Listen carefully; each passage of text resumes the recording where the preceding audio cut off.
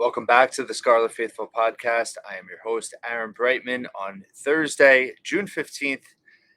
And today we're going to talk about the ceiling for the Rutgers football defense heading into 2023.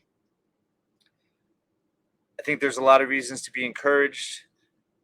And I wanted to kind of run through the projected too deep, the roster a little bit on the defensive side, talk about the coaching a little bit, and then also look at the other aspect of the schedule in terms of the offenses that they will face in the fall. And I think all of it kind of just adds up to reasons for optimism. We know there's a ton of questions on the offensive side of the ball. Greg Schiano spoke this week at his charity golf outing. Seems pretty high on Gavin Wimsatt. Was really high on Jaquay Jackson, the Division II All-American who transferred in. And there's going to be plenty to cover this offseason, believe me. We're getting towards kind of the slow news season. But today I wanted to focus on the defense. So first off, just talking about the schedule, right? And looking at last year, both offensive efficiency for the opponents they're going to face, and also total offense rankings. And then based on who's coming back, who's been added, there's a little bit of a difference. But overall, if you break it down specifically in terms of who the Rutgers defense is going to have to face, there's not a lot of daunting offenses on there. The schedule by no means is easy, especially when you have an offense that was one of the worst last year. And there's obviously many reasons for hope for next season. We've spoken about a lot of them. The coaching staff, for me, is a big part of the reason for optimism with the offense next year. But from a defensive perspective, there's not a lot of elite offenses they're going to have to face. Yes, Ohio State, Michigan, Penn State. They're, up there in terms of they were the top three offenses in the Big Ten last year. They were, in terms of total offense, they were in the top 35. In terms of efficiency, they were in the top 35. They're powerhouses. We know that they're going to be really good offensively once again. Once you get out of that trio,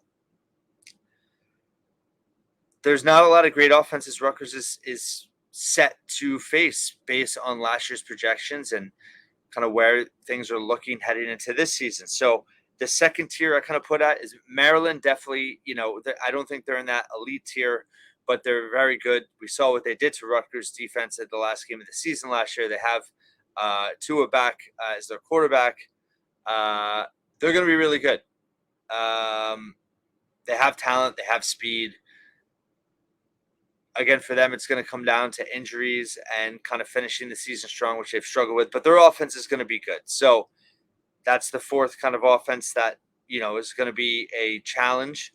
And then after that, I mean, if you just solely look at last season, there are 7 other opponents, not counting Wagner, who's one of the worst FCS teams there is.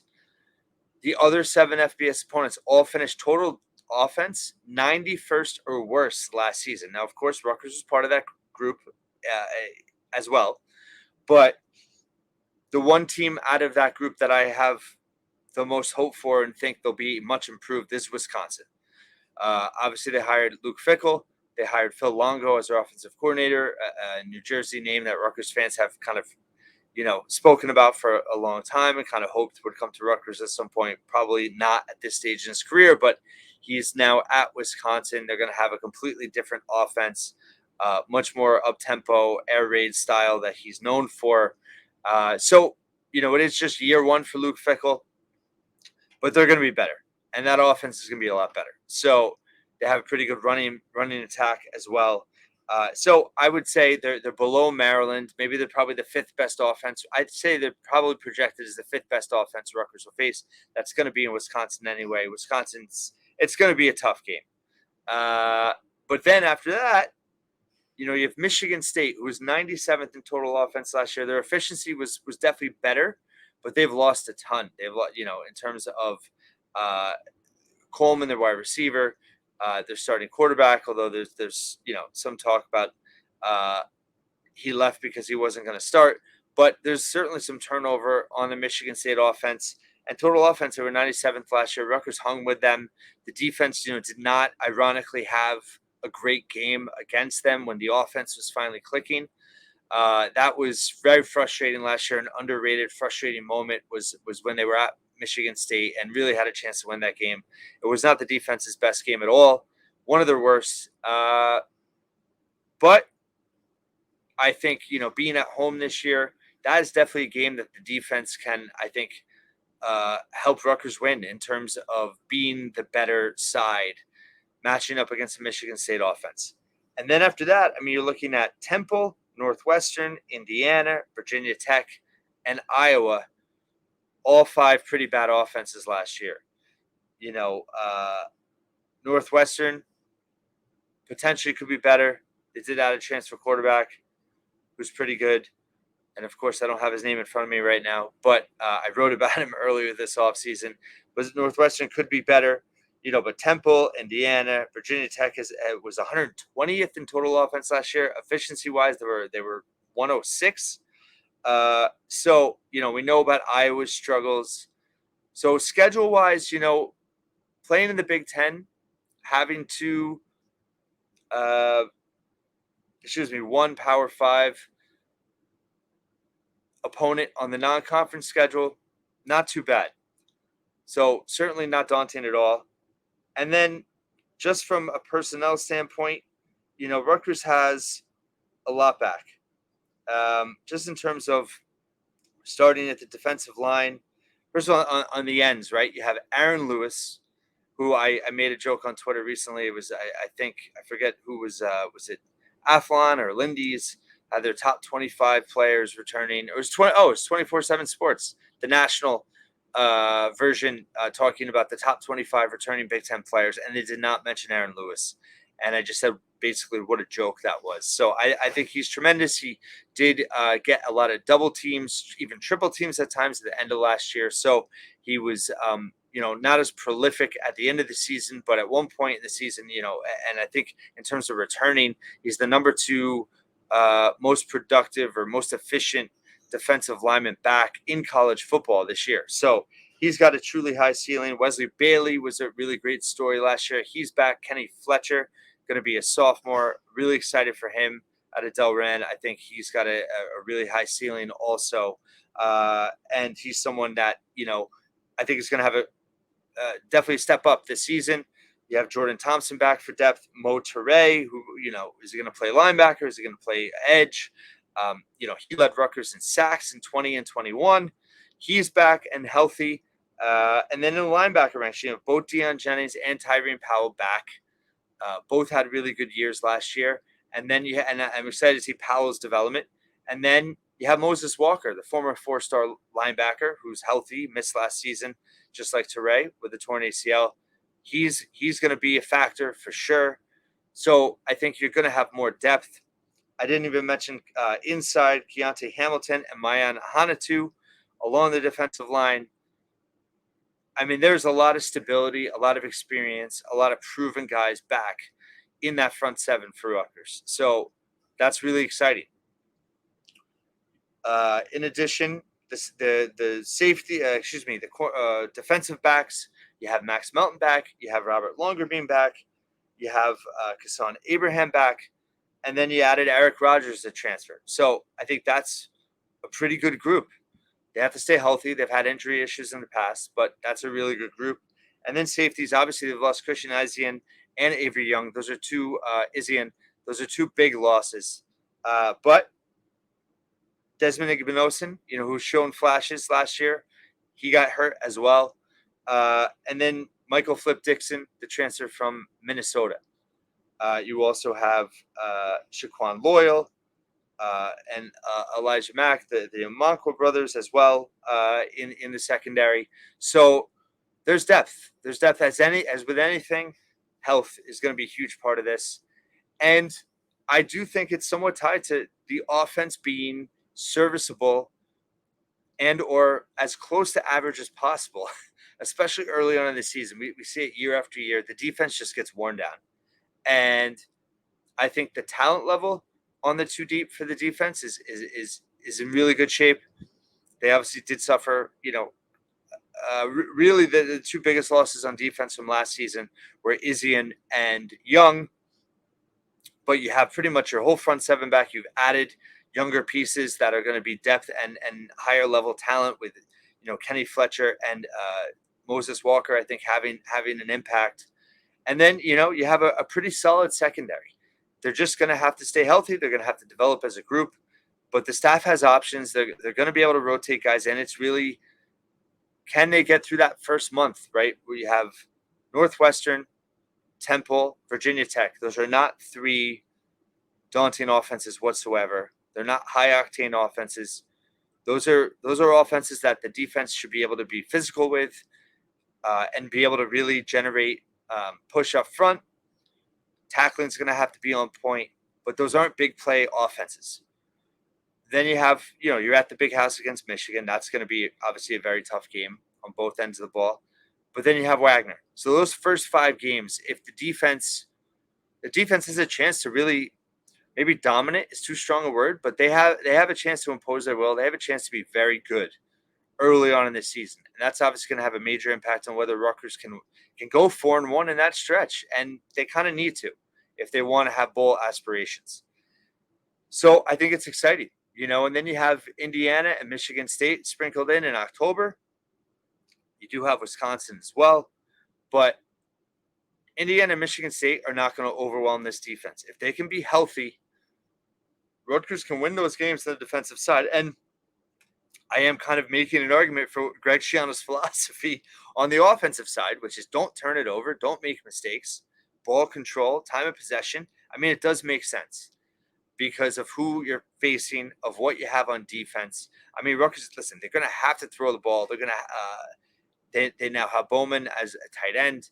They have the receivers in Jackson and Brantley along with Long. I mean, I don't want to beat a dead horse here, but I've talked about the lack of FBS and Power 5 experience in the receiving corps. However, they are, if Samuel Brown is healthy at running back, if they can at least progress a little bit on the offensive line, I'm literally in front of you right now talking myself into being more optimistic about next season. But it really all comes down to how good the defense can be.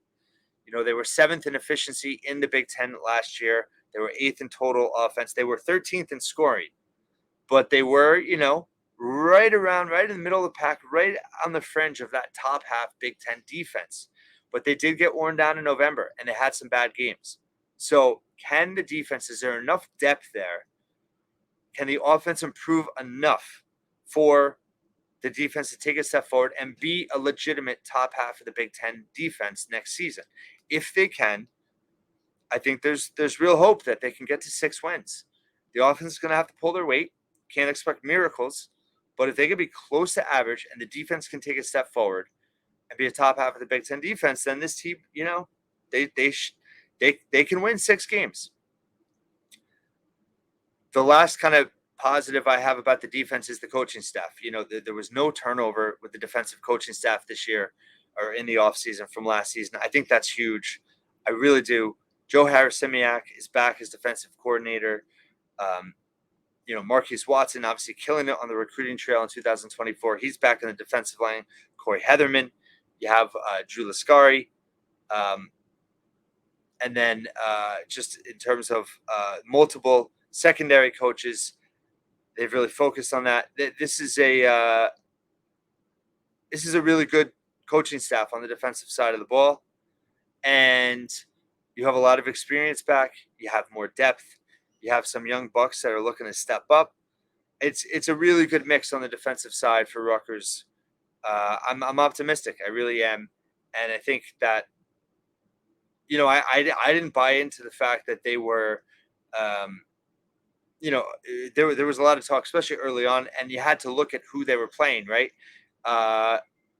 In terms of offenses, but they were better. They were borderline good last year. They did take a step back towards the end of the season. I want to see them be legitimately good this year, and I really think they can. Couple last tidbits on football.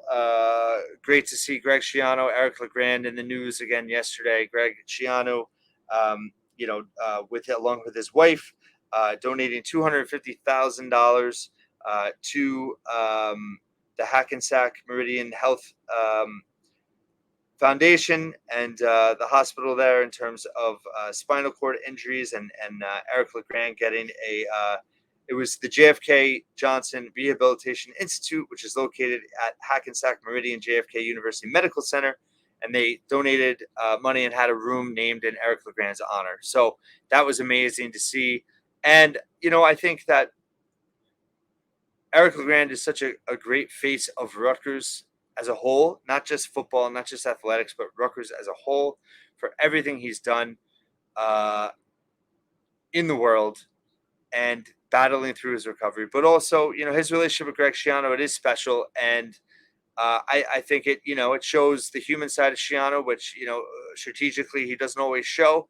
But I think it is just great to see how that relationship has developed and flourished over the years. And then the last thing is Rutgers football announcing the blackout game today against Temple on Saturday, September 9th.